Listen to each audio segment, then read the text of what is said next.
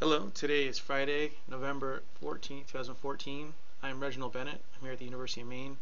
I have a couple different projects I'm working on. Primarily, I wanted to go ahead and give an update on a project dealing with an Arduino based hand motion controller. This is still in the prototype phase, which is why it's so huge. But I'll be using Unity as the engine to combine it. I have an Arduino and some different things here.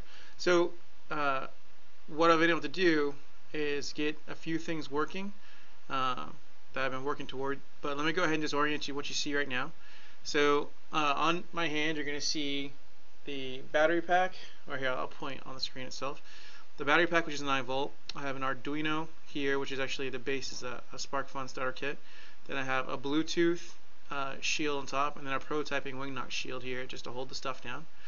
Then breadboard with different components on it.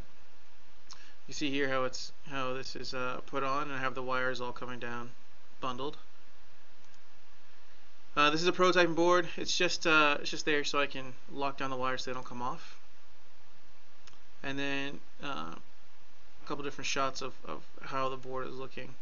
So I'll explain the guts here. So what you're going to see is this is a 3 degree of freedom sensor. Talked about it at length in a couple of different videos. I have 2 buttons. I have a potentiometer now, and these 2 white wires are essentially marking the 90 degrees of freedom I want on that. So go between. This right here is an LED that's going to actually become more or less intense based on the angle of the potentiometer.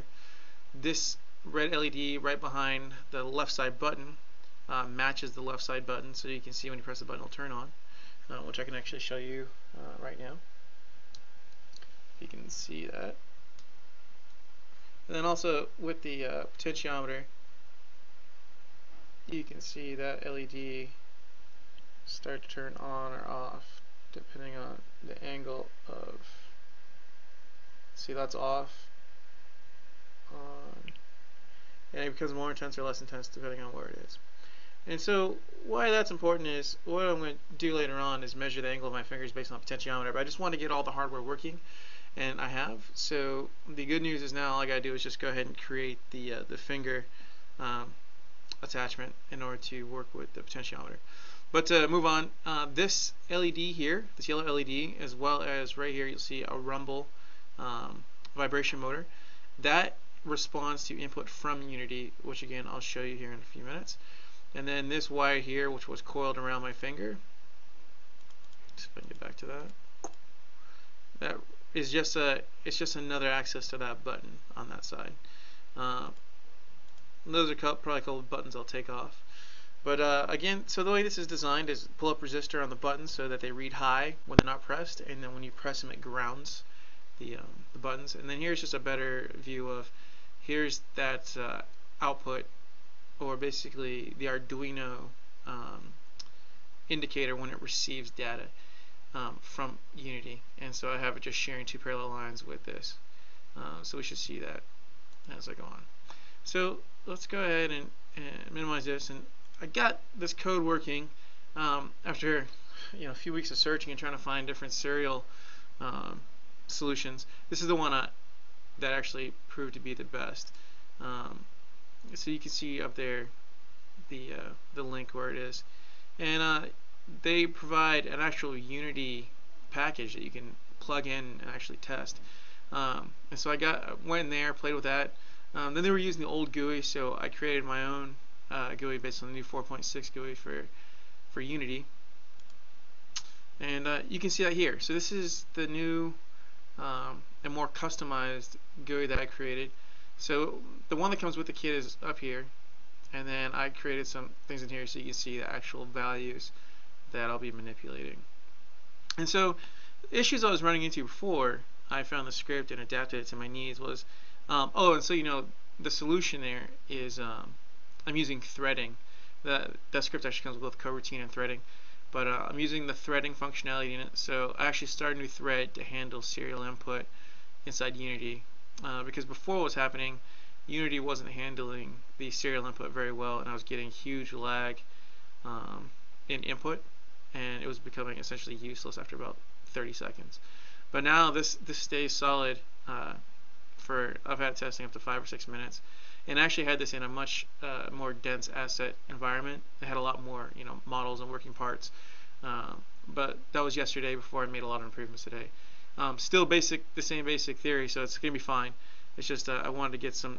I changed the circuit quite a bit today, adding the potentiometer and different configurations, and also the Arduino code I changed quite a bit as well. So yeah, so I'll get that up and running probably next week inside of the larger area once I get the form factor of the finger. So what we're gonna do is go ahead and hit play. When that happens, you'll see serial, everything's become active. You can see the water moving. Some stuff in my GUI updates. And then I need to open a port, which you can actually set it to open a port automatically, but I want to do that myself. And when you do that, you'll see that this comes on, and you'll see up here is the raw data. I'm sending 6 numbers delineated by commas. Here's an input, and I'll use that a little later on. And then I take that data and I actually split it into different values I'm using. And so the first value is basically going to be just a 0 or 90 when I press this button. And you can see that when I press that, right now I have it assigned to the way I used to have it, which is on and off for a Boolean value that controls the fingers, either completely open or closed all the way. And that's nice. It's cool that you can do that like a controller, but there's something a little more accurate that I've been shooting for this whole time, which I'll show you in a little bit. You can see the values as I rotate my hand up or down. So does the hand. So you can see this rotating. Okay. And then, like I said, the one I have attached to my finger is essentially just well,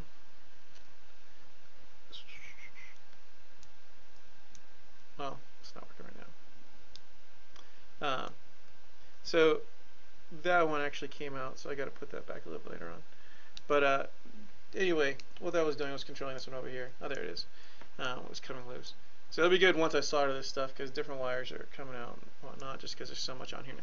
Alright, so I took care of pin DIF is pin data from Arduino interface. So that's 1. This is 2. You see PDFA2 turns on when I press this button. So press off, so you can see the buttons lighting up or not. And then you can see the axes values are reading from the potentiometer. Now, the part that is going to make this kind of cool here is when, or one of the parts that make this cool is when I move the potentiometer, the angle on it from 0, you should see the pot value increasing to 90. Now, something else I want you to see, look in the lower left window, is that correlates to the bending of what I call my grip set fingers, which are these 3 fingers here. And so what's going to happen is I'll actually have one of these that measures the angle of the first knuckle on your index finger, and as well as kind of a mitten concept on these lower fingers. And that way I can actually, instead of just pressing a button and going from full off to full on, I can actually control where my fingers are in that bend. And so I can get a lot more accurate gestures, a lot more control. And so then the last thing that I got working today is, here, let me move these real quick. I'm not sure why that's acting like that, but I'll put these on the one that's actually doing something right now.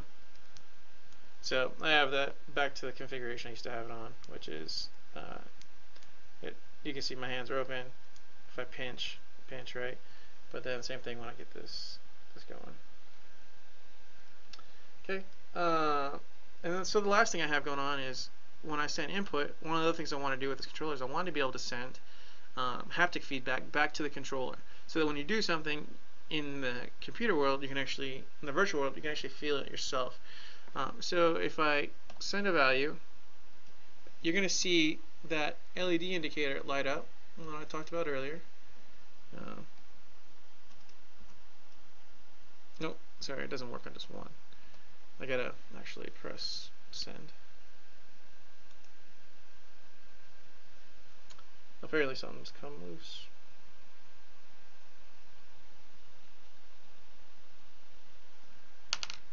But yeah, so that was working earlier. Trying to figure out why it's, there it is. And so you can see but right now when I just change things, it's sending data to the Arduino. It's supposed to actually do it once you hit send, but you see it does there. But yeah, so I can send data or send signal to my Arduino from Unity and actually have some output here. And then what I'll end up doing is I'll feed that through the vibration motor later on. I just got to get the resistance values and everything set up right. So yeah, so I'm pretty happy with where I'm at right now. Now it's just getting some stuff down to form factor. So I have a couple of those potentiometers. Probably going to try and get to one for the grip fingers, one for the index finger, and then probably one for the thumb. That way I can bend those accurately. And then the buttons will probably actually end up going away unless I want to have some kind of just like control buttons, and which I might do. I might just leave them on there because they're actually pretty cheap real estate. But yeah, so that's that. So I'll get the form factor working for the fingers and the potentiometers, and then I will get the start trying to solder this down to a smaller form factor. So yeah, so that's where I'm at with that. I'll go ahead and close this port. See that everything stops with serial communication, and then turn Unity or turn off the simulation, and that's where I'm at. If there's any questions, just email me or leave a comment as mentioned before, and have a good day.